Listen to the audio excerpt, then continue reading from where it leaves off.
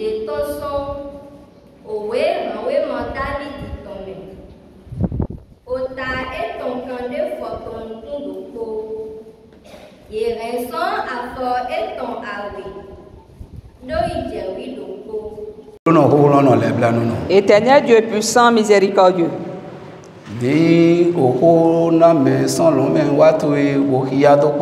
Nous avons pris ton instruction venant du ciel que nous avons lues ensemble. Ce qui nous fera marcher, la marche nous fera dans la marche du ciel devant toi. Au nom de Jésus, que la parole soit comprise pour chacun. Que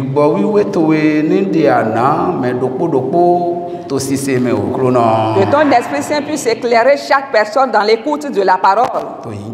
Au nom de Jésus.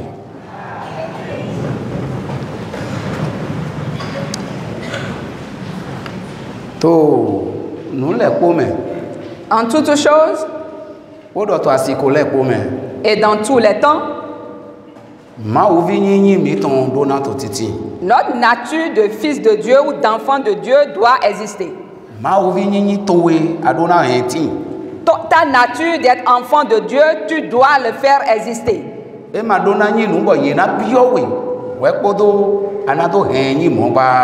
Ce n'est pas une chose à te demander avant que tu ne la présentes ou que tu ne le sois.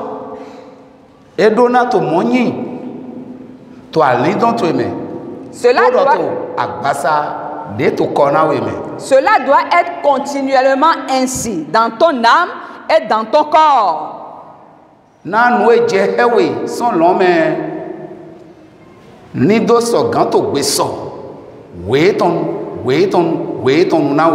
Afin que ce que tu mérites depuis les cieux, à chaque moment convenable, puisse se réaliser pour toi.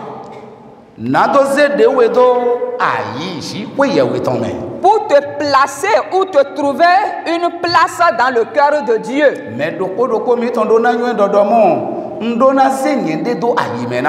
Et chacun de nous doit savoir qu'il doit se faire une place dans le cœur de Dieu.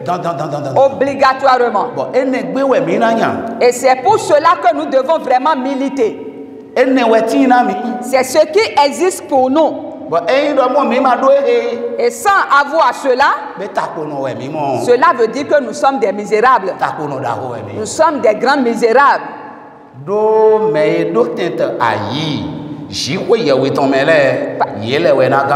Parce que seuls ceux-là qui ont une place dans le cœur de Dieu seront sauvés.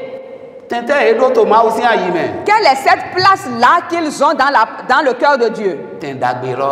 La bonne place. La bonne place.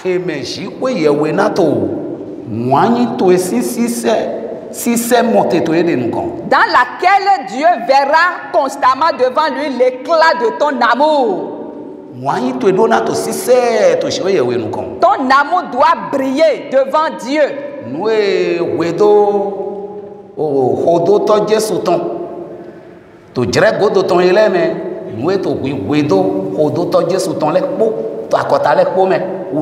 Et c'est ce qui est en train de manquer aux disciples de Jésus parvenus en ces derniers temps, partout, dans toutes les nations et dans le monde entier. Est-ce que vous êtes en train de l'analyser? Est-ce un mensonge ou une vérité? C'est une vérité. Comment allons-nous faire et réparer cet endroit-là, ce point-là? Ce point-là doit être redressé pour la relation entre nous et notre Dieu.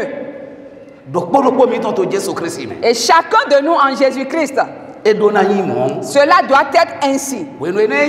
Et lorsque cela est ainsi, c'est ainsi. Et sa forme qu'elle a, et tout ce qu'elle renferme ou amène, l'Éternel Dieu sera notre témoin. L'Éternel Dieu sera ton témoin. L'Éternel Dieu sera mon témoin. Et l'Éternel Dieu sera le témoin de chacun de nous. Et lorsque je veux avoir pour témoin quelqu'un, et c'est Dieu le Tout-Puissant qui est mon témoin, pas un homme. Et s'il arrive qu'un homme est témoin pour toi, c'est qu'il va te vendre ça. Est-ce que tu peux avoir du prix pour l'acquérir? Tu vas l'acquérir chaque fois.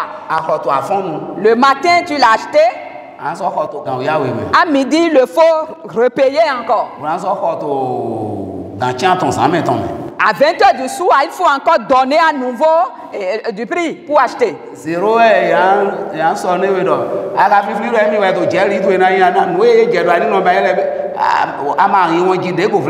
À minuit, on te sonnera pour te réclamer encore ce que tu dois faire pour le témoin qu'on veut être pour toi. N'es-tu pas en train d'oublier par hasard? N'êtes-vous pas étonné que dans ce monde, la même chose est vendue à 5 personnes? Voyez-vous la nature de l'homme? Un homme qui a cette nature est témoin pour quelqu'un et celui-là espère en lui, sera-t-il sauvé réellement? Pourra-t-il te défendre réellement?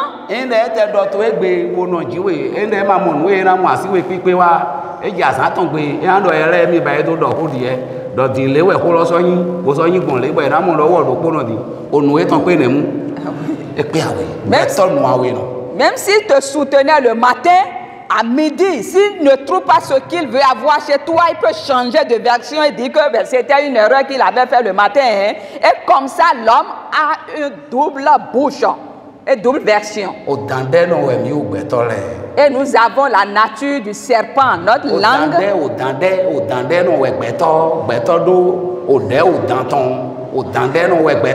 Nous avons la langue du serpent. Hey!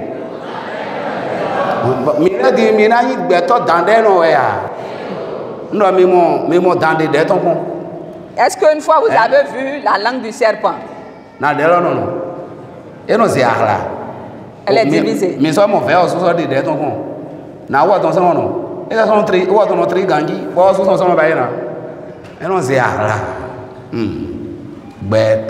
Oh homme! Oh homme! Dieu t'a créé une seule langue. Elle n'est pas divisée. Mais la convoitise, l'envie, le soulèvement,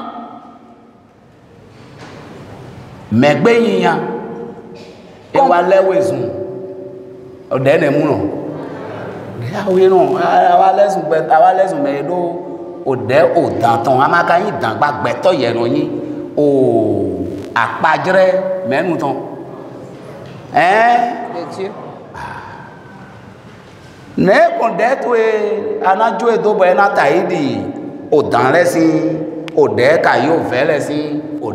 Pourquoi vas-tu permettre à ta langue de ressembler à la langue du serpent ou à la langue du crocodile? Valant. Du valant, ok.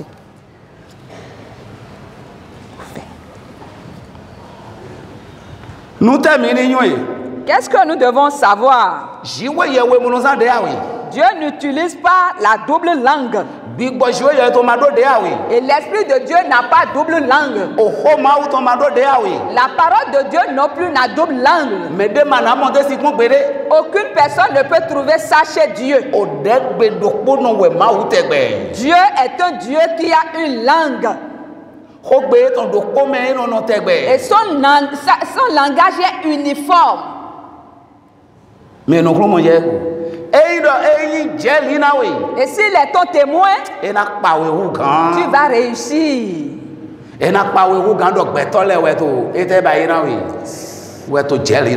Cela est plus avantageux pour toi que d'avoir pour témoin un homme, un humain. Jésus nous a rassemblés ici pour que Dieu soit notre témoin. Que nous sommes dignes de parvenir au salut. Nous sommes dignes d'entrer. Voilà. Voici donc ceux-là qui vont entrer dans le salut. Père, reconnais-les à partir de maintenant.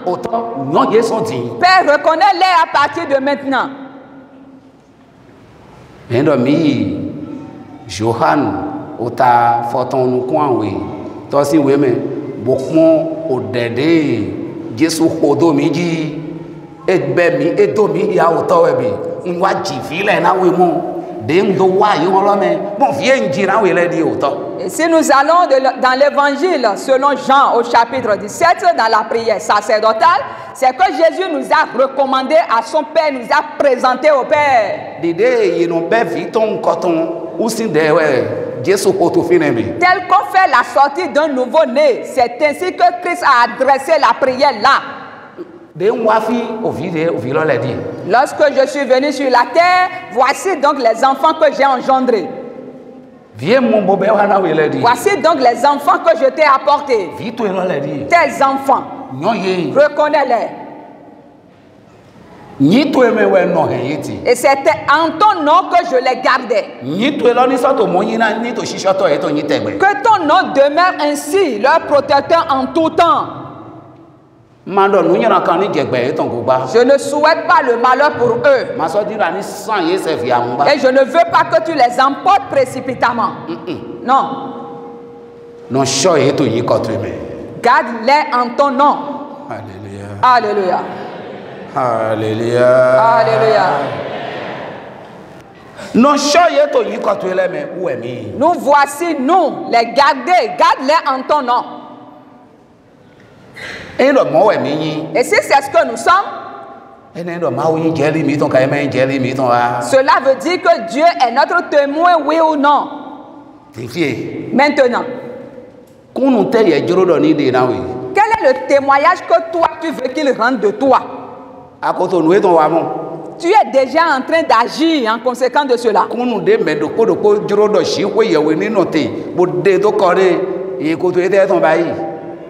Le témoignage que chaque personne souhaite que Dieu rende de lui ou contre lui, chacun est déjà au travail en train d'agir pour cela.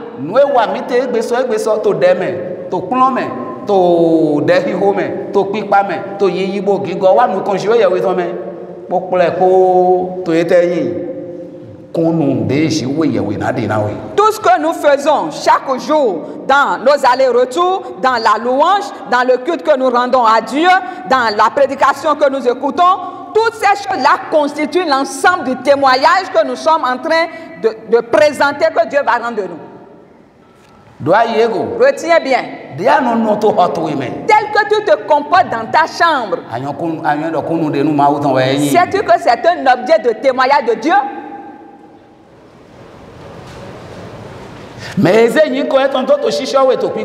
Celui qui est en train de te garder en son nom te regarde. C'est pourquoi la partie que nous avons prise et lue dans la parole de Dieu ce matin, que chaque personne s'accroche à cette partie-là. Aie pitié de moi, oh Dieu. Est-ce que vous comprenez? Fais-moi grâce. En toutes choses, si cela ne repose pas sur toi, si Dieu ne fait pas reposer cela sur quelqu'un, qu'est-ce que celui-là pourra faire de concret?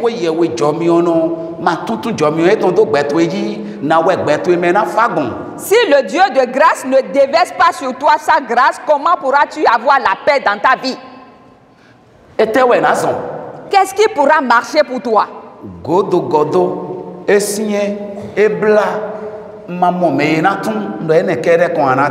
Le recul, c'est difficile, c'est compliqué, je n'ai pas d'issue. Tu ne feras que chanter cela. Oh Dieu, fais-moi grâce. Nous tous, nous avons besoin de la grâce. Si c'est le cas, toi qui veux avoir la grâce de Dieu, ressaisis-toi.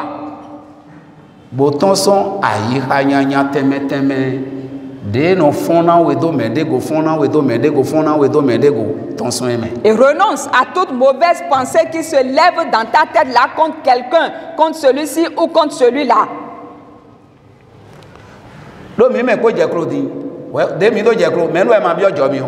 Parce que nous tous, lorsque nous nous sommes mis à genoux tout à l'heure, qui n'a pas demandé la grâce? Qui n'a pas demandé la faveur? Qui va lever son doigt ce matin et dire, moi je n'ai pas besoin de la grâce? Et lorsque je me suis mis à genoux tout à l'heure, puisque je n'en ai pas besoin, je n'ai pas demandé. Où est donc celui-là? Le petit demande, le grand aussi demande.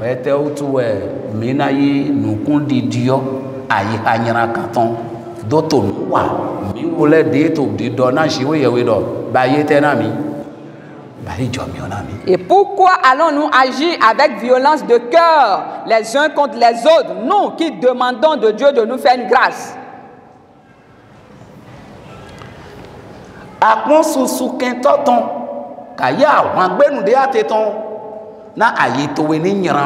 Ne considère pas la multitude des adversaires ou le combat auquel tu es face pour que ton cœur devienne donc méchant. Ne permets jamais ça.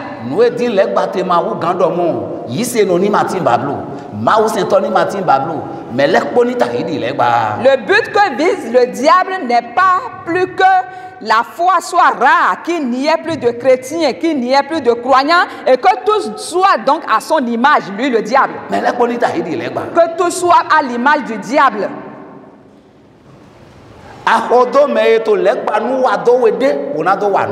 Ne suis pas ou bien n'emboîte pas les pas de quelqu'un qui est en train d'agir comme le diable contre toi pour lui donner la monnaie de ce qu'il est en train de faire. N'agis pas comme ça. Regarde ici. Demande la grâce seulement. Dis à l'Éternel, fais-moi grâce dans tout ce qui se passe. De tout ce que tu entends et de ce que tu n'entends pas. De tout ce que tu vois et des choses que tu ne vois pas. Pour que ta nature d'enfant de Dieu puisse subsister devant Dieu.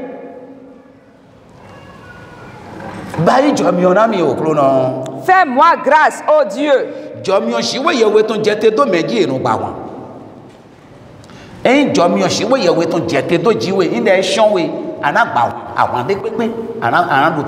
Lorsque la grâce de Dieu descend sur toi, lorsqu'elle te couvre, tu vas triompher de tous les combats.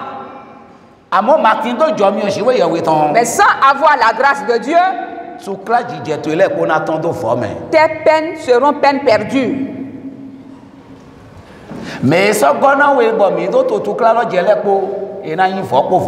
Et ceux qui te soutiennent là, dans ces peines-là, tous ceux-là vont connaître des chèques, ce sera en vain. Pourquoi? Parce que vous existez sans la grâce de Dieu.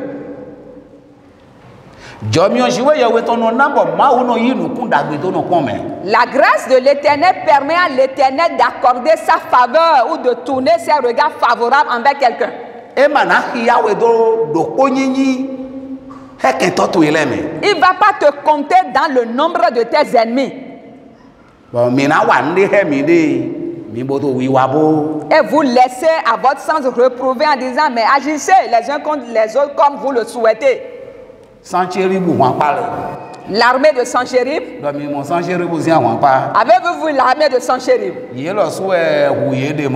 sont entre elles qu'elles se sont entretuées. C'est parce que la grâce de l'Éternel n'était pas avec elles. Aucun d'entre eux n'avait reçu la grâce de Dieu. Parce qu'ils se sont rebellés contre le Tout-Puissant. Ils étaient venus détruire le nom de Dieu de gloire.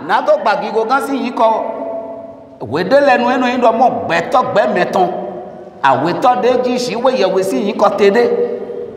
U mewe ekono to gigogan shiwe yewesi gbigba seto ekono ta uso ya to meme. Et combattre le nom de Dieu de gloire, parfois ça peut être envers un homme ou contre un homme, ton prochain, que tu es en train d'agir là, et c'est déjà la gloire de l'Éternel que tu es en train de détruire comme ça. Beto de yin gigoma u ton totera to taso akoto taso menu.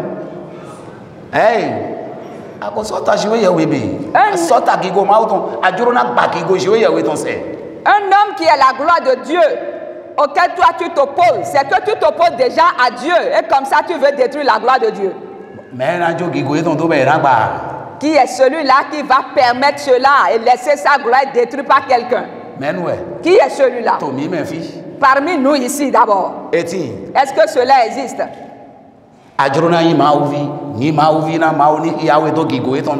Tu veux être un enfant de Dieu, sois un enfant de Dieu pour que Dieu puisse te compter dans sa gloire. Alors, sa grâce sera favorable envers toi. Et lorsque sa grâce est favorable envers toi, tout ce qui est contraire, tes contraires ne verra pas sa faveur. Cela ne demande pas de peine. Il n'y a pas ce que c'est toi-même qui seras en train de crier partout. Non, du tout pas. Regarde ici. Dieu, il y a des problèmes sur la terre. Et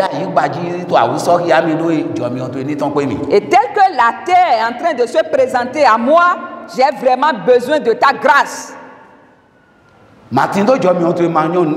Sans ta grâce, je ne peux quelque chose. Je ne sais même quoi faire. Moi, je veux déjà m'accrocher à ta grâce. Je ne veux pas m'accrocher aux ondes, dire les choses là que j'entends, non. Et je ne veux plus non plus m'accrocher à ce que je suis en train de voir. Ta vie va changer. Et la grâce de Dieu va renouveler ta vie. Elle va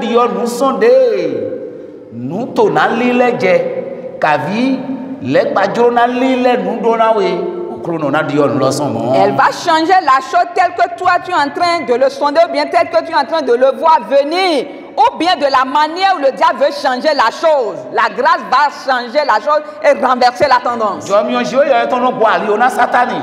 La grâce de l'Éternel barre le chemin à Satan. Et c'est pourquoi il s'est déjà engagé, il n'aura plus de chemin pour continuer. C'est vrai qu'il s'est dressé contre toi. Et il est en train de te viser. Et c'est sur toi qui veut déjà déposer ce mauvais bagage. Et si la grâce de Dieu te couvre, cette chose ne peut donc te couvrir. Ou bien si la chose te couvre déjà, la grâce de l'Éternel va t'enlever, ôter cela de dessus toi. Et tu vas donner gloire au nom de l'Éternel. Et Dieu va révéler qu'il est ton témoin dans ta vie. Il est vraiment le témoin de l'homme. N'a-t-il pas été le témoin de Job?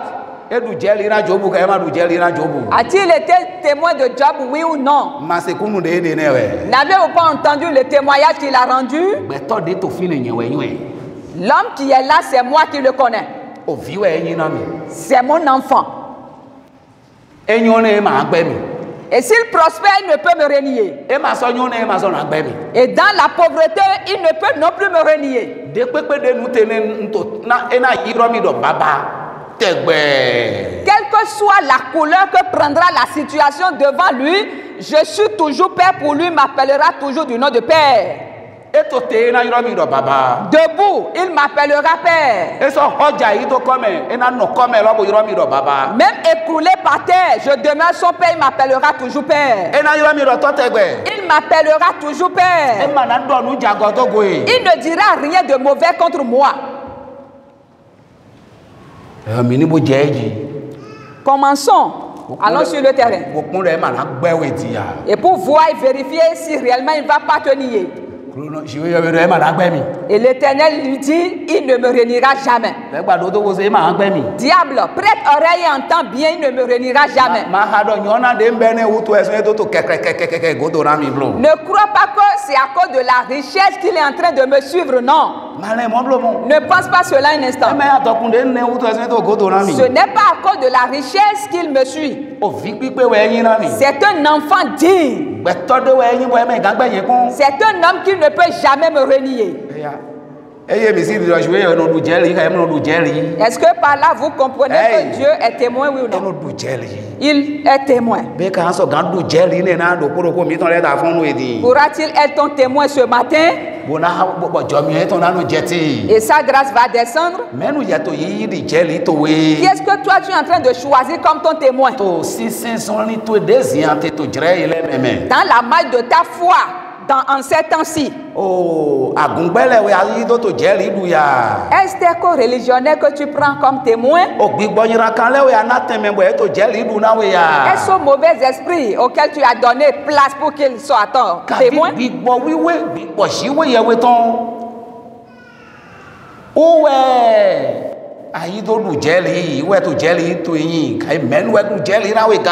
Ou c'est l'Esprit Saint de Dieu qui est ton témoin? Qui est-ce qui est ton témoin réellement? Qui est-ce que toi tu as choisi comme ton témoin?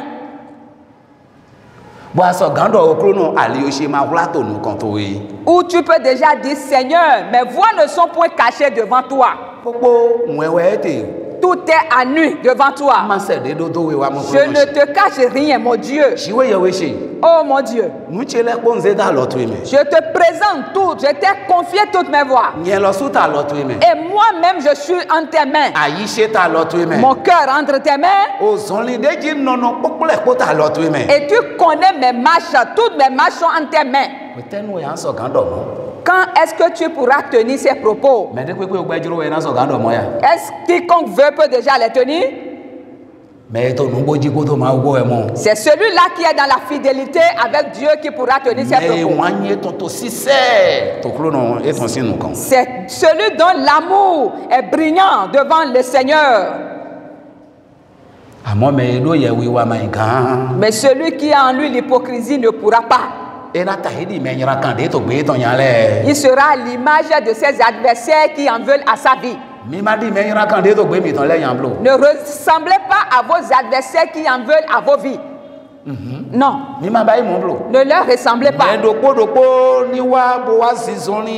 Tahidi ojoro Jesu ton, tahidi ojoro gbigbo shiwe yewe tonton. Nadonyi me wa son dagbe, bo so do ason dagbe si yiko to shiwe yewe nukan. Que chaque personne donc vienne marcher selon la volonté de Dieu, selon la volonté de l'Esprit Saint, pour avoir une bonne œuvre devant le Seigneur. Que les bonnes yeux puissent mentionner le nom de chacun de nous. Alors, si quelque chose nous amène à crier vers l'Éternel, il est prêt à entendre nos cris. Parce que sur cette terre-ci, il y a des choses qui nous poussent à crier. Des choses qui nous poussent à crier. Ce qui fera que l'enfant va consulter son père. Et crier, demander le secours de son père. Obligatoirement. Il n'y a pas encore cet enfant qui est né.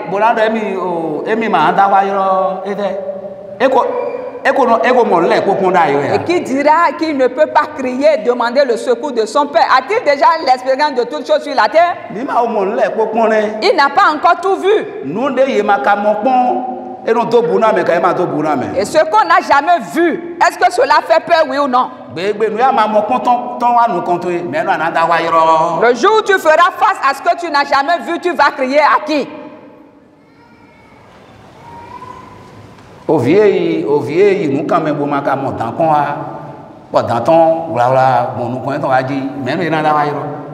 L'enfant qui est allé dans la brousse, e na ta wa ka e ma ta wa il va crier. e mo tan lokun da yo A-t-il jamais vu le e serpent? titan de to dan mo ni C'est pour la première fois qu'il est devant le serpent. e na ta wa ka e ma ta wa Va-t-il crier oui ou e non? do dan lo ka so wa to li le de lo Et s'il arrivait que le serpent commence par tourner autour de lui, na e na ba yi quel va être son sentiment? kai o dan de no le do me ma ti we o dan dogbo to ti mi Il y a des serpents vraiment courageux. bo e mo gbeto e na ti do e mi na hasa de boze Et quand il voit l'homme, il décide de prendre l'homme là et l'emporter. bo si wo ye we na do e mi yi ma wo e ma do ze we Et seul Dieu pourra intervenir et te sauver, de te délivrer de sa main. e de do do e no gbon ho to ji na to te jire an gbe Et si on te parle du serpent qui rampe sur son ventre, tu diras non. to le so gbe ne no jro Parce que quand le moment vient, il se redresse. to adan gbe no jro Au jour d'attaque, il se redresse. e no jro bi mo no tele mo no di bla so me lo so to Il se redresse au point d'égaler même la taille de l'homme. de so di te wu gbeto ka lo Et ces serpents qui ont la taille plus que l'homme, me na won we gan so me qui pourra te délivrer face à cela? mi o mo do mo ayi gbaji gona nu egbeto ma mo pon bo nu ma mo pon enele inde wa to wiwa anata wa yoro me dato Voyez-vous que la terre est remplie des surprises désagréables. Et face à ces situations, il faut crier vers celui-là qui peut déjà te sauver. jiwo ye we je no yoro Et il faut toujours crier à Dieu. nu e na jobo gbeto na do yoro mawu do wle mi ma igan ya pokle ko Et on ne peut pas énumérer les choses qui vont amener l'homme à invoquer Dieu en ces temps de surprises désagréables. lo le su Ces choses sont vraiment innombrables. awanti Il y a la guerre, azonti il y a la maladie, o tuklado nuna meti il y a la persécution. no mi yon tuklado nuna me La persécution. nuna le po eti Toutes ces choses existent. o gbeme wa to si fludo me Il arrive un moment où on ne comprend plus la vie. ali do meton o avivi di afisi si me nkoton ni to shishun ali do meton na ye mi onukun ye nino modo si me ne weto wulu ba igbon nukun zi meton jita no me ba ali do meton to ene nkoton me agbo pe menu ebe Ou des moments où l'âme est frappée d'une grande obscurité. kavi Ou ye ni to mi yo moto me de nu kan qu'on soit devant des feux vraiment ardents. etewe jijo Qu'est-ce qui se passe? wa li don do ete ti ton to mi yo nu kan Où l'âme se retrouve dans la fournaise ou devant la fournaise. e pacha ka e ma pacha Étonnant, oui ou non? menu e nata wa yoro to we nenu Faut-il crier à qui en ce moment-là? ada wa yoro gbeto e na so gan do ndede goa Lorsque tu crieras à l'homme, pourra-t-il intervenir et dire quelque chose? on ton to le te se kaka e te ina do Et tes amis, même s'ils apprennent cela, qu'est-ce qu'ils peuvent faire? mamo do na je ina do bi Nous ne comprenons pas. C'est leur dernier mot, ça. nde do atene ye choji we eneti Et cela que tu racontes là, c'est seul toi qui vis cela. nu de no jobo gbeto si he me na do ye choji ete ma emi le ma no modo mo wa me lo po de so gan won we gan we yin okro no ji we ye we but to yin Jesu ton me anodo to e na yin je li to e na ho we gan mo Les choses qui arrivent que l'homme peut déjà narrer jusqu'au bout, mais son auditoire ne pourra pas comprendre, il dira, mais c'est sur toi seul qu'on entend cela. Seul Dieu pourra te sauver si tu cries à lui en ces moments-là. do ayego Retiens bien. mini wa tete hui Faisons doucement et attention.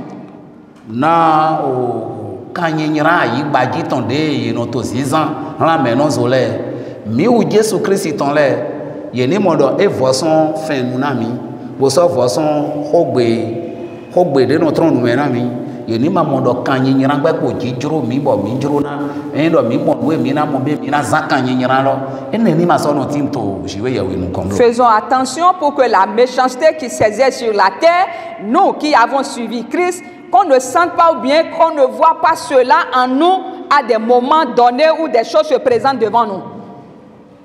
minize afo atonto zo mi de do Prenons le 3e verset. Tazan le kogbe. Kento shele noto gbese yan nado yimi mi boy ma so se gbese ba. Yesu Yeto àwọn zépe mi di sacra non le. Je suis dans la crainte. Wenwena siso wule mi. En toi je me confie. Yego eno ganje. Je me glorifierai en Dieu. Nyena jaya to shiwe yewe me. En sa parole. To hoe tome. Je me confie en Dieu. Nyenjo nganje shiwe yewe go. Je ne crains rien. Maso nu hana ndi tomba. Que peuvent me faire des hommes? Ça va. Eyon. Si tu n'avais cru en la parole de Dieu, comment pourras-tu te glorifier en Dieu?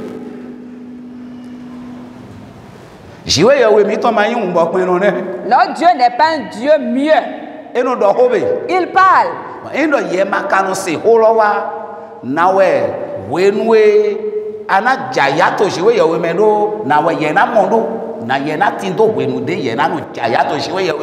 Et toi, si toi tu n'es pas attentif à sa parole, comment auras-tu un moment de te réjouir en lui? Est-ce que vous regardez bien la parole?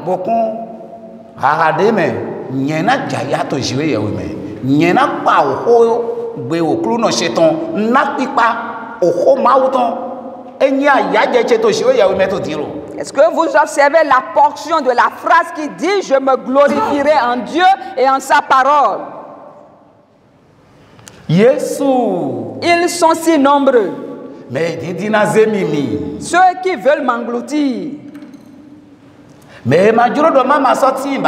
Ceux qui ne veulent pas ma vie, ceux qui en veulent à ma vie. Mes adversaires qui me persécutent, ils sont sans nombre.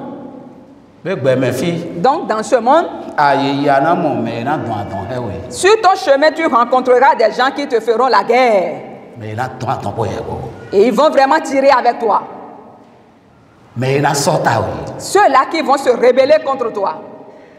Dans la parole, dans leurs actes. Ne considère pas. Si réellement tu veux servir Dieu et te réjouir en ton Dieu, parce que tu as mis en pratique la parole de Dieu, tu as loué la parole de Dieu. Et la louange, la valeur de la louange que tu as donnée à la parole de Dieu, cela fera que tu auras de la joie, tu te réjouiras en Dieu. Pourquoi? Parce qu'ils n'ont pu t'égaler. Ils n'ont pas pu t'égaler. Ils n'ont pas pu t'engloutir vivant tel qu'ils l'ont prévu ou souhaité. La manière dont ils avaient comploté, le Seigneur n'a pas permis à ce qu'ils réalisent cela. Le Seigneur s'est tu, ils ont bien comploté, planifié. Le Seigneur les a laissés, se sont mis à l'œuvre. Et à l'entame de leur œuvre, l'Éternel a commencé par manifester sa puissance. L'Éternel a commencé par manifester sa puissance.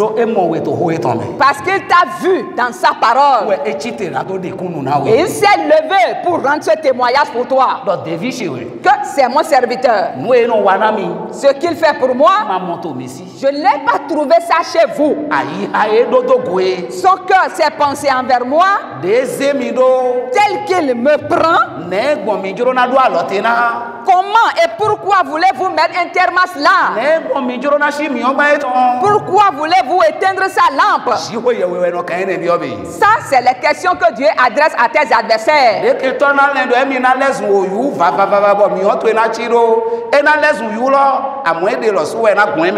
La manière dont l'ennemi pensera qu'il deviendra un tourbillon qui va éteindre le feu, en réalité il deviendra le tourbillon, mais il va passer lui-même par là. Il va passer par là, c'est ce qui va être. Le projet qu'il a formé en devenant le tourbillon, il ne pourra aboutir à cela. Parce que les mains de l'Éternel se lèveront sur son trône. Et pour tout, à cause de toi, l'Éternel Dieu emploiera ses deux mains. Les deux bras de l'Éternel seront déployés. Parce que c'est lui ton témoin. Et il va montrer, révéler la paume de sa main.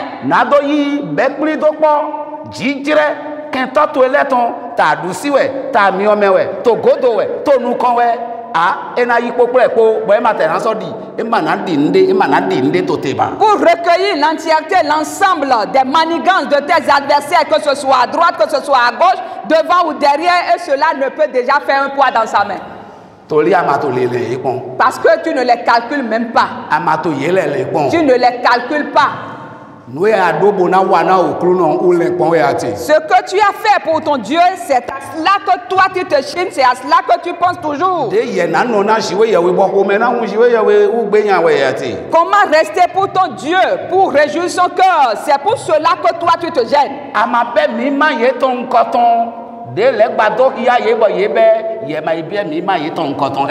Tu n'as pas choisi une part comme les leurs que le diable leur a montré qu'ils sont allés choisir. Ta part à toi, c'est Jésus-Christ. L'Éternel, le Dieu des armées. Lorsque tu es un chrétien qui prie, ne suis pas, ils arrivent. Ils arrivent. La peur de ils arrivent. Ne suis pas cela. Ils arrivent, le mouvement qui arrive, si l'Éternel va permettre à ce qu'il te couvre, il va te couvrir. Qu'est-ce que toi tu peux faire? Qu'est-ce que toi tu peux changer? Le Dieu des heures, des temps et des jours, et c'est à lui-là que tu dois tout confier.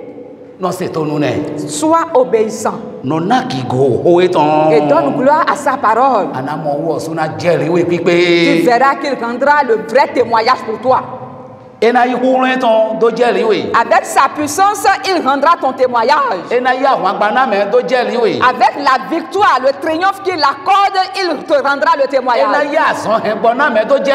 Avec la guérison, il rendra ton témoignage. Et avec la bénédiction, il rendra également ton témoignage. Avec la purification, il rendra ton témoignage. Avec le pardon des péchés, il rendra ton témoignage. Alléluia. Alléluia. Alléluia. Voilà les choses avec lesquelles Dieu rend le témoignage d'un homme, il en reste encore.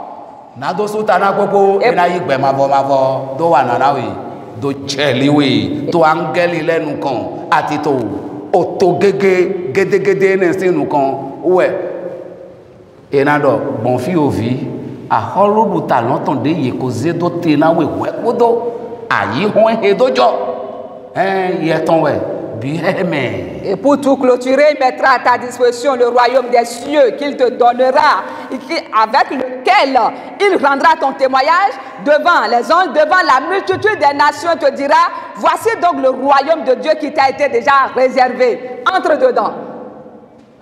Tu deviendras un sujet vraiment miraculeux pour tout le monde. L'Éternel l'aime jusqu'à ce point. Dieu l'a aimé jusqu'à ce point. Jésus l'a sauvé, secouru jusqu'à ce point-là.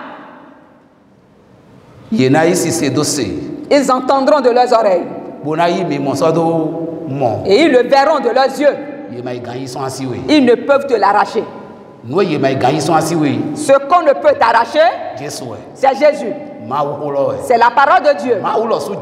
Et c'est Dieu lui-même Si tu te laisses à lui, il se laissera également à toi.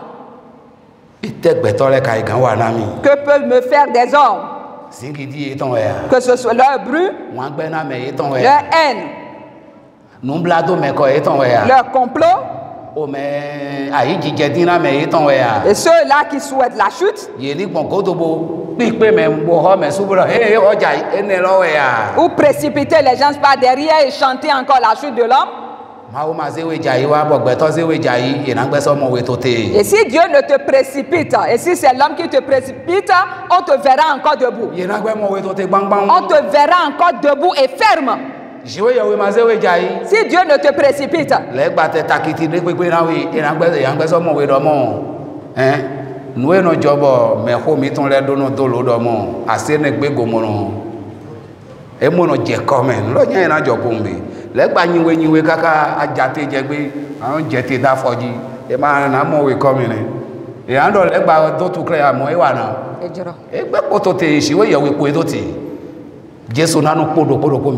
Amen. Devant tous les agissements du diable, on ne te verra jamais à terre, parce que chaque fois on te verra toujours sur pied. Et ils diront, mais malgré tout ce qui est arrivé, tout ce qui s'est passé, l'Éternel l'a conservé, il est encore debout. C'est lui Dieu qui conserve. Ce n'est pas l'émancipation, la civilisation d'un homme qui peut déjà le conserver.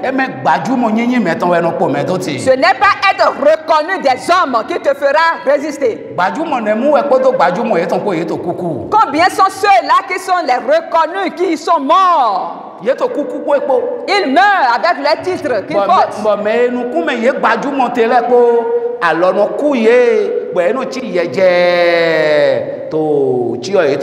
Et les gens devant qu'ils étaient des reconnus, ils sont affaiblis, découragés, ils chancellent devant leur cadavre comme ça là. Quand on dira qu'une telle personne sera décédée, je ne crois pas. Il n'a même pas senti la mort. On n'a pas senti venir ça, mais comment est-ce que cela est arrivé comme ça? Et le distinguer, la distinction, et ceux-là qui sont là pour considérer cela, ils vont ouvrir leur bouche sans pouvoir la fermer. Être distingué, cela ne peut te conserver la vie. Mais si c'est Jésus qui te conserve, c'est seulement à cette conservation-là, à cette condition-là que tu auras la vie. Au moment où toi tu loues sa parole, au moment où tu donnes gloire à sa parole, et lui-même se servira de lui-même pour te donner gloire. Son esprit va te donner gloire. Et son amour ne finira jamais de déçu toi. Retiens bien. Mets-la en pratique. Pour que tu puisses avoir une nouvelle chose dans cette année. Tu recevras une nouvelle chose. Voulez-vous avoir une nouvelle chose cette année? Quittez la jalousie.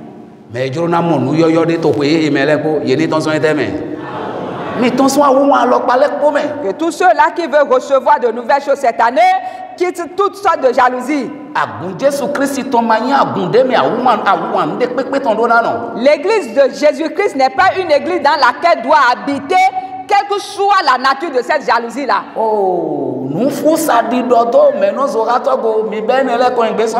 Les médisances qui n'ont ni de nom là contre les prochains, vous devez vous dépouiller de tout ça. Devenez donc des maîtres, des enseignants. Enseignez les bonnes vertus de Dieu les uns aux autres.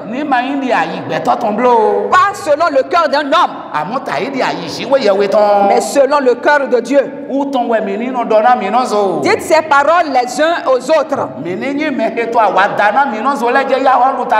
Soyez ceux-là qui se convient les uns aux autres dans le royaume des cieux.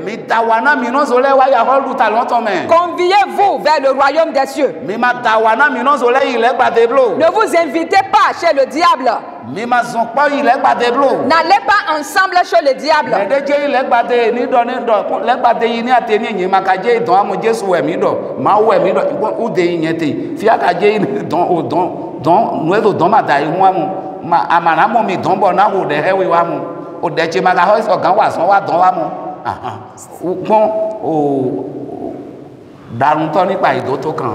Si quelqu'un dirige ses pas vers le diable, dis-lui, moi, on n'avait pas prévu cela avant de décoller. Hein. Tu ne me verras pas là-bas. Je ne pourrai pas prier pour toi. Encore, ma prière n'aura aucune efficacité de l'autre côté, alors que le coiffeur prenne garde à l'oreille. Viens, pour qu'on puisse rester là où Jésus a choisi pour nous. Et pour qu'ensemble nous puissions glorifier la parole de Dieu. Pour que Dieu lui-même en retour puisse nous glorifier. Il glorifie l'homme ici. Et dans les cieux également, il glorifie.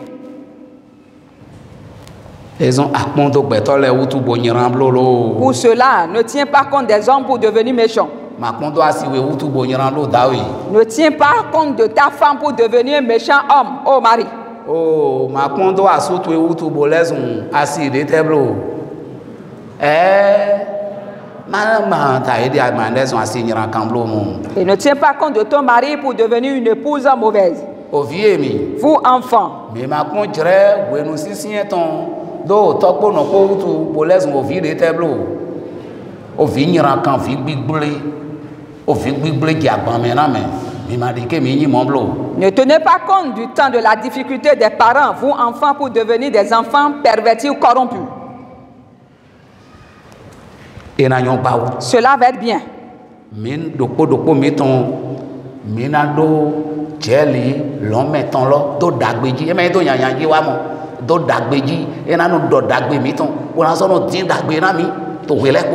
Et chacun de nous aura le témoignage, le vrai témoignage du ciel en bien. Il dira de bons témoignages sur nous en tout temps.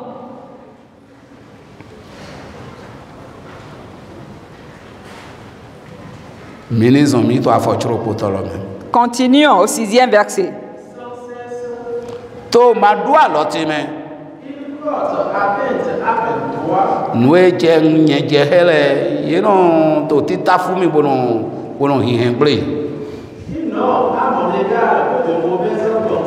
Oh, il m'a donné quand les candiens et non les dogouis. Il non blanc, bon anglais. Il non to affoché domengodo. Parce qu'ils en veulent à ma vie. Donc, ben j'ai dit toi et les leçons. C'est par l'iniquité qu'ils espèrent échapper. Ah, augmente y'rando oui wa dali ouais ejoro na yi mais globo hongante. Dans ta colère, oh Dieu. To homegble to emenji we yawe. Précipite les peuples. Ah, ho akota ile. Tu comptes les pas de ma vie errante. Yenyon aforo fofulu gbenu se ton le po. Recueille mes larmes dans ton loutre. Oh, yi avie donami ete do ogogo to eme. Jiwe yawe. Nous wana te ame de kaka na do jawe ni avie vie mi de ni do gome. Ma wablo mo. Ce que tu vas faire à quelqu'un au point où il invitera Dieu à recueillir ses larmes dans son outre, ne le fais pas. Oh Dieu, mes larmes sont devant toi. Ma faiblesse est également devant toi. Je ne peux répliquer ni broncher. Tu vois tout. Et je suis venu te présenter mes larmes.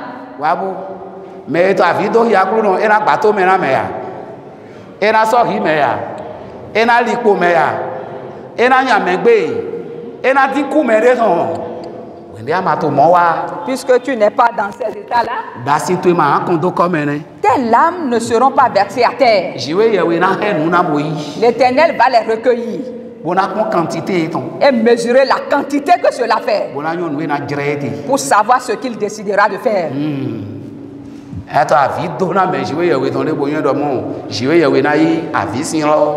bon a confié et jet au direnu ma autant mais l'homme yuen do mo ko fu de le no timbo e no ze direnu de go bo ye basinde me jefire no yuen lo sin ro eyin so hale kai mo we ko fu nu mo nkan ton to jiwe ye we siga bo me wiwe le sin envie mais to sinsin le sin envie e no yi de me ene ka yi de me e mo no fa mi pa yi. Prenez vraiment garde. Ne faites pas pleurer les uns les autres dans l'église de Dieu. Ne soyez pas la base des pleurs de quelqu'un dans la maison ou dans la famille.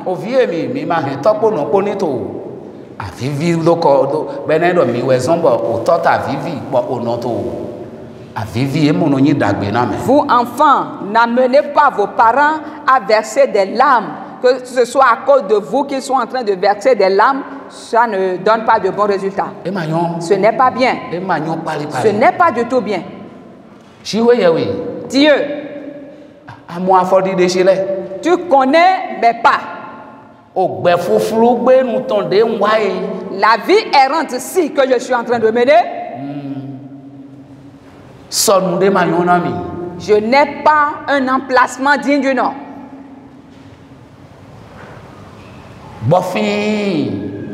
Aucune satisfaction. Et les choses qui sont contre ma satisfaction se lèvent contre moi. Tu le vois, oh Dieu.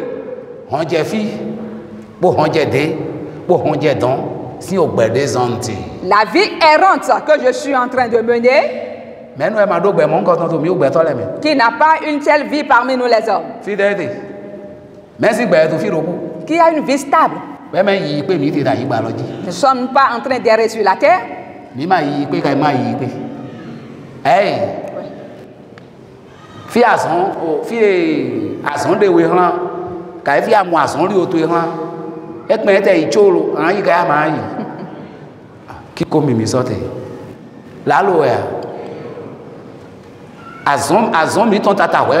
On parle du travail.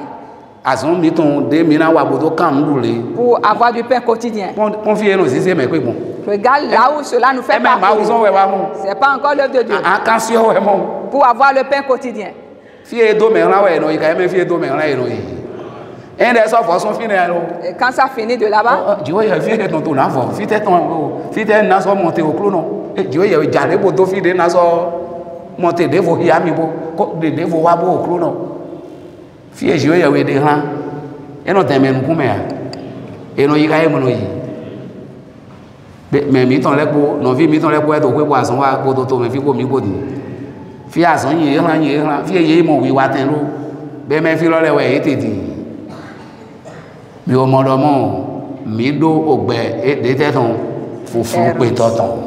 voyez-vous que nous avons vraiment une vie errante. Que nous acceptions ou pas, c'est là notre vie. Depuis le jour où nous avons désobéi, et le Créateur a dit, allez partout la terre. Et remplissez la terre. Nous avons dit non. Nous n'allons pas nous disperser. Pour qu'après nous soyons détruits par le déluge, il ne verra plus cela. Cela ne va plus arriver. Nous allons vraiment nous engager à construire de grands tours qui s'étendra jusqu'au ciel. Et au temps de notre déluge, on verra celui-là qui sera emporté par le déluge. Seront en train d'escalader jusqu'à monter, aller le toucher dans les cieux là-bas. Dieu sur son trône a dit, puisqu'ils ont décidé cela, ils le réaliseront. Qui viendra visiter notre chantier. Il est venu à visiter. On travaillait. Et on ne veut pas aller partout la terre. D'accord, ça y est. Mais Dieu a dit, puisque c'est déjà sorti de ma bouche, je l'ai déclaré, c'est ce qui va arriver. Mais quelle est leur force? Qu'est-ce qui fait leur force? Le langage. C'est le langage qu'il est lié. Et comme ça, je vais confondre leur langage. Et Dieu a confondu notre langage. Depuis ce temps-là, l'errance de l'homme a-t-elle pris fin? Nous allons partout la terre. Là où il n'y avait pas de maison, aujourd'hui il y a des maisons là. Et toutes les brousses, les forêts sont transformées en maisons habitables, des lieux habitables. C'est la voix de l'Éternel qui l'a déclaré. Et notre désobéissance, c'est ce que cela a engendré. En toute chose, si Dieu dit une première chose, et si nous ne le glorifions pas, et il passe par là pour le faire,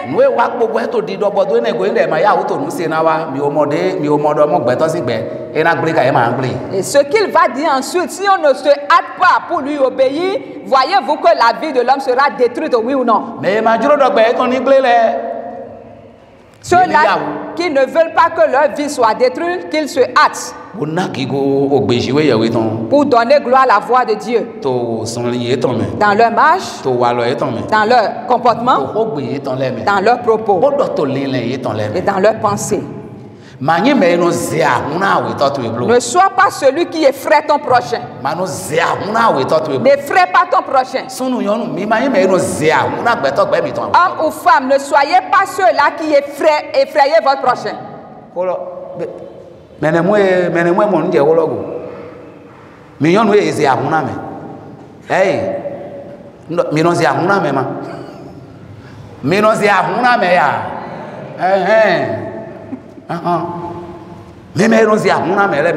Vous qui avez ce comportement, cessez.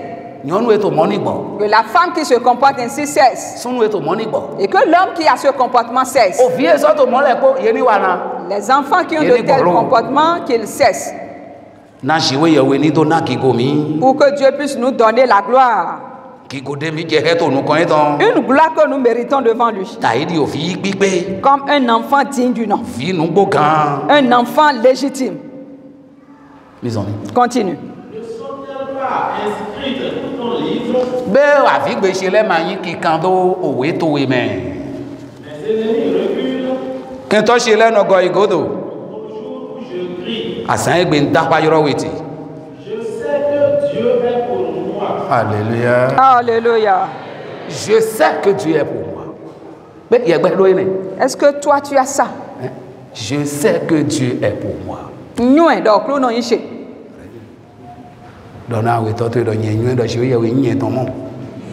sais que Dieu est pour moi. Je sais que Dieu est pour moi. Moi.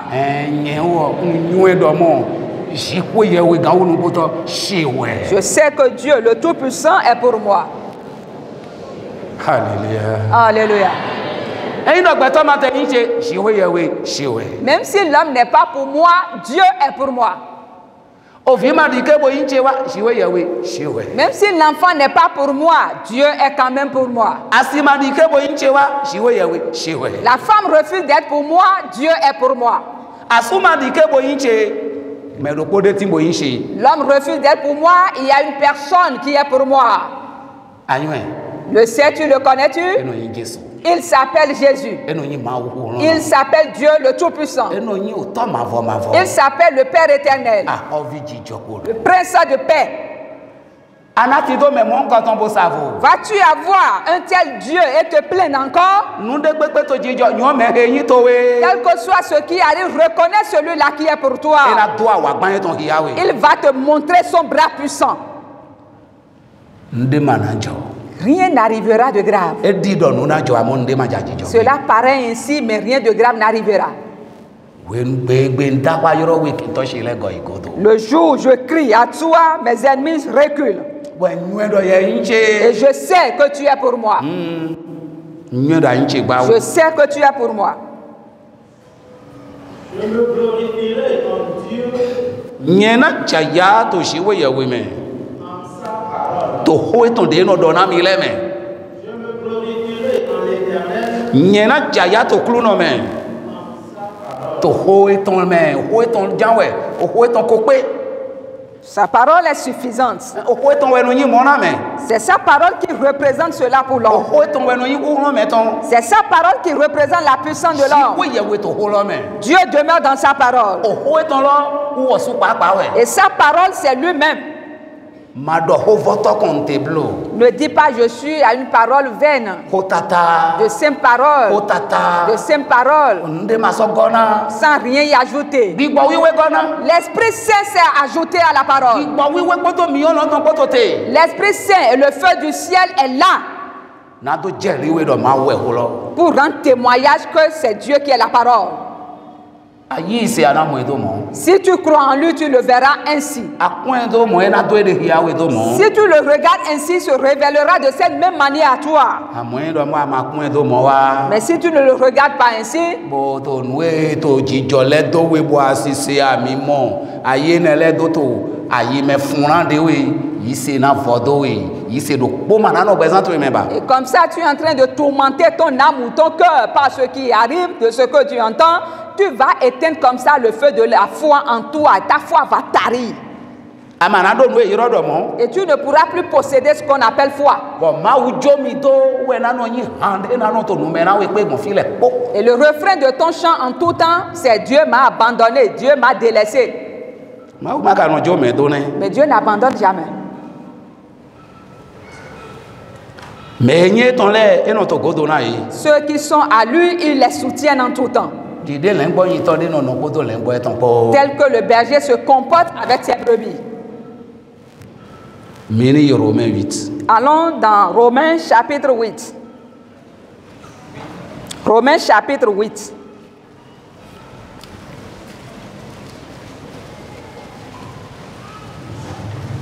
Mini beson ba tonto zoni. Commençons à partir du 35e verset. Qui nous séparera de l'amour de Christ? Men we na de mi son wanyi Christ ton men. Sera-ce la tribulation, O ken o àwọn fon do men ji le we ya. ou l'angoisse, O siso le we ya. ou la persécution, O taso men a ou fie Satan le we ya. ou la faim, Kuve we ya. ou la nudité, O men zizon we ya. ou le péril, Vasu do we wa ya. ou l'épée, Kavi àwọn richi te panu kon men. selon qu'il est écrit. Taidi de ekonyi kikando. C'est à cause de toi Toli yewu to qu'on nous met à mort le jour we ye to hihemi iku gbenu to asan le pogbe. qu'on nous regarde comme des brebis destinées à la boucherie. Taidi le ngbo de yehen wa ihohu tende we no pon mi le do no pon. Mais dans toutes ces choses, Shigba to ehe le po me. nous sommes plus que vainqueurs Mi wu gan àwọn agbato. par celui qui nous a aimés. Gigo la oklo no to lo me. Alléluia. Gigo na shiwo ye wi kaka do yi. Alléluia. Se Écoute, akpon as-tu bien regardé? da pa yoro ebo. Crie à lui. To nu alopa ehe le de pepe de na wa le me. Devant toutes ces situations qui se présenteront, O hiwe ya. que ce soit l'épée, Azon we ya. la peste, Àwọn afon do me di we ya. le soulèvement, Awu fie Sadona me la we ya. persécution. Etewe. Quoi? Siso tewe wa. Quel est- Nu do siso na me tewe wa. Quel est donc l'objet de ce tremblement? Nu gba yi do bo gba hun do na me bo. O hwegbe wete ni no. O agunme wete ni no. Fie ye na no de mati nu alo pateka we nu lo. Quelle est donc cette situation qui te fait perdre tous tes sens, toutes tes facultés, où tu ne sais même où reposer la tête? Wa Viens, mon frère. yiro e. Crie à lui. Yiro e. Invoque-le. Na we azon do wa de kri afon we ton. Comment es-tu venu ici à ce culte de ce matin? Ete pe we ati. Que veux-tu réellement? Ete pe we akoti. Qu'est-ce que tu es en train de rencontrer déjà? E wu agbo we we. Est-ce que cela te surpasse? E ma wu agbo me fli goto to we. Cela ne surpasse pas ton Rédempteur. Cela est semblable à la mort qui a pointé devant toi. Considère, regarde à la résurrection. Regarde la résurrection. La mort va disparaître de devant toi. Ne regarde pas, ne tiens pas compte de ce que tu vois. Mais regarde ce qu'est Jésus. Et tu le verras ainsi. Parce qu'il déclare. Il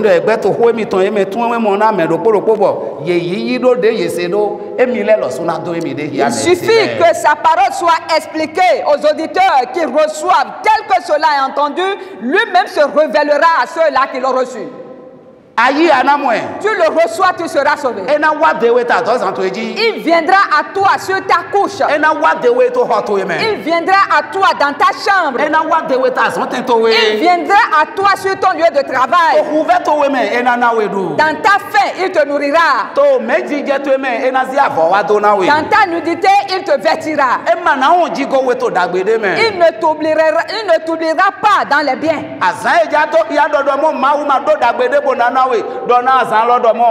Lalo no wenyiwe shikwe yewe nyeton ma jomo Jesu shede kubo fonchite e ma wana eno zande di amon dudu ta komena mi po. Ces jours qui paraissent comme si Dieu n'existe pas, dis à ces jours que c'est faux. Ce n'est pas la nature de mon Dieu ça. Bientôt maintenant tu me verras avec des mets devant moi sur ma table. Azan to didi na yiro we do wen sino do ne do lalo eme yeton we na do yiro yen do wen sino. Ces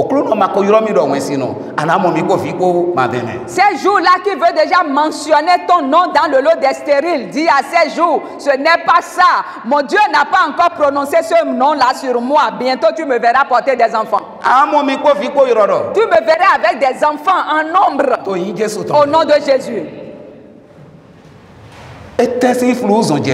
Pourquoi es-tu en train d'errer comme ça? Ressaisis ton cœur, ramène-le à Dieu. Écoute. Le 37e verset dit: nous sommes plus que vainqueurs. Êtes-vous déjà plus que vainqueurs?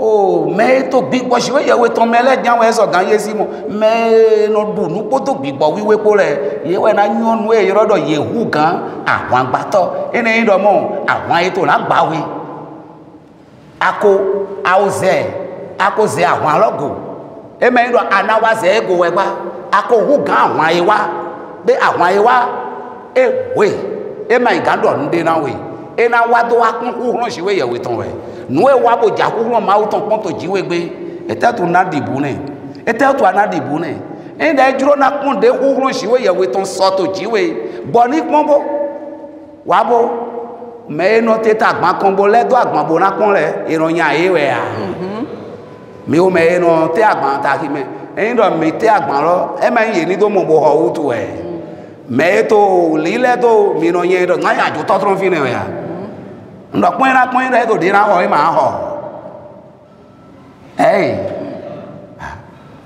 nous wa nu pon gbe nous wa ku run siwe yewe ton pon gbe to jiwe. Ce qui est venu regarder la puissance de l'Éternel sur toi, e ma wa zize we gbe ne n'est pas venu t'emporter. E ma ganze we ne il ne peut même pas t'emporter. Kai yeyin nu zize de nu ran kan de na ze we. Toi, es-tu un objet importable qu'un mauvais peut déjà emporter? C'est nous do bi bo siwe. Écoute ce que dit l'Esprit de Dieu. Mi le ko hu gan awon gbato. Nous sommes plus que vainqueurs. À cause de celui qui nous a aimés.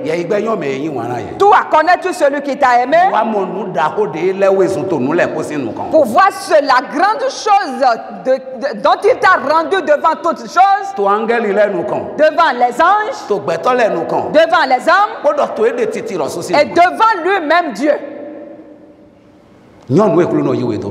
Reconnais ce que Dieu a fait de toi. Laisse-toi à ce qu'il a fait de toi. Tu verras donc l'accomplissement de toutes ces paroles.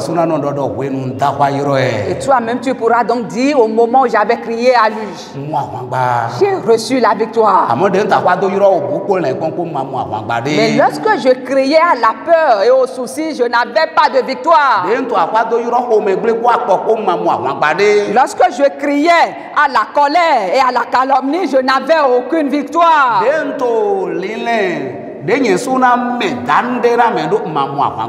Lorsque je planifiais à rendre la monnaie de ce qu'on me faisait, je n'avais aucune victoire.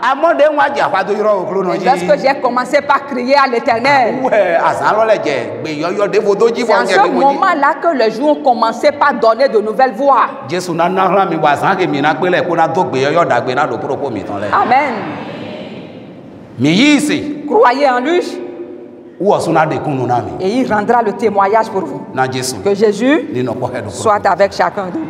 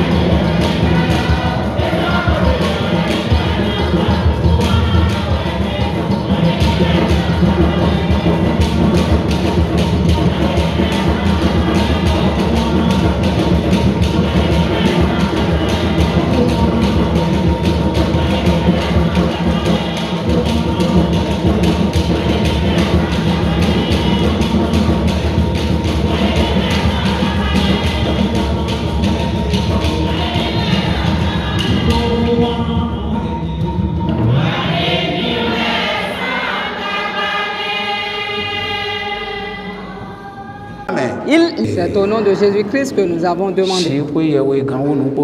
Dieu Tout-Puissant, te rendons grâce et nous te bénissons pour tes ailes dont tu nous as couverts.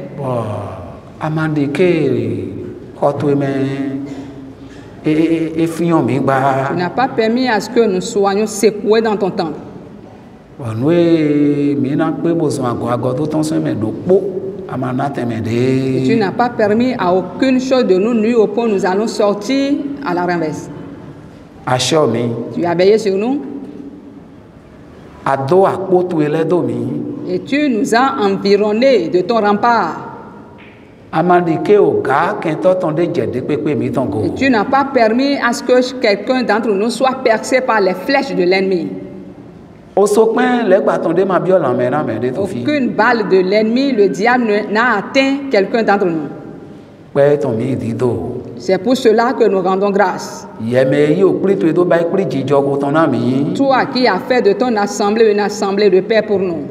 Nous te donnons gloire, roi.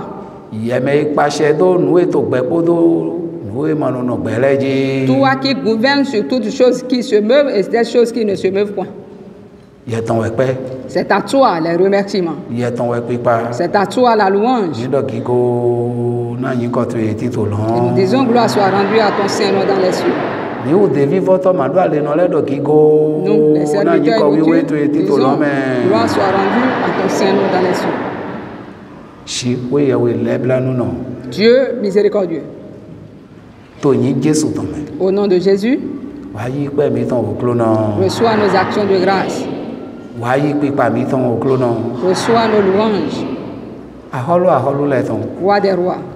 Nous sommes venus premièrement t'écouter.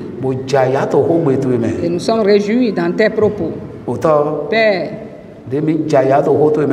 après nous avoir réjouis dans tes paroles, et nous t'avons présenté également nos besoins, petits et grands. Nous tous t'avons parlé de ces choses qui nous manquent. Et c'est toi qui écoutes la multitude. Et qui sait discerner ce que chaque voix te fait entendre. Et tu nous as déjà entendu ainsi ce matin. Tu as déjà distingué la voix de chacun de nous. C'est ce qui fait notre espérance. Et c'est ce qui fait le sujet de nos actions de grâce et de louange. Parce que tu sais les choses que nous t'avons demandées. Et tu les nous as données déjà. Parce que tu dis tout ce que nous demandons en priant, de croire que nous l'avons déjà reçu et nous aurons l'accomplissement de ces choses. C'est ce qui fait le sujet de notre joie.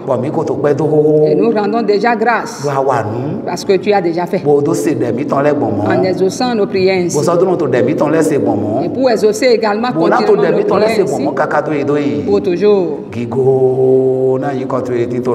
Gloire soit rendue à ton Saint-Nom dans les cieux.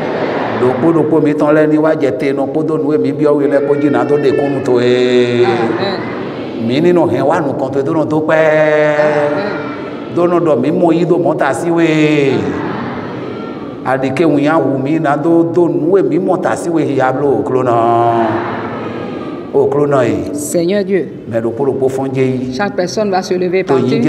Au nom de Jésus. Ogbeni plan ede do clona. La vie les accompagne. To yin Jesu tome azon hengoni plan ede do clona. La guérison les accompagne. To yin Jesu tome awangba ni plan ede do clona. La victoire les accompagne. To yin Jesu tome jigba ni hodo ye ota. La prospérité les accompagne. To yin ko ye Jesu Christ tome.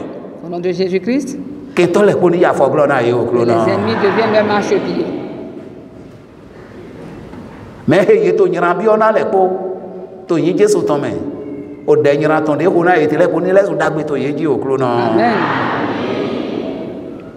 Na de ken to nukundo to yeji do de ye Jesu to nukundo to yeji we ni no mo oklo na. Amen. Na ken to ni no dodo ma wu eton to gbe o ta. Amen. Mo nínú yín tó wé pópó nù tá. Kíláàrí òjìdó ìwé náà mẹ́rin pópó. Nàìjíríà dé volẹ̀ òpẹ́ àti pípa tó mẹ́mí ní pété òkúrò náà. Tòyìn Jésù nìkan tọ́tún mẹ́. Hallelujah. Hallelujah. Nípa gígùn náà òkúrò náà.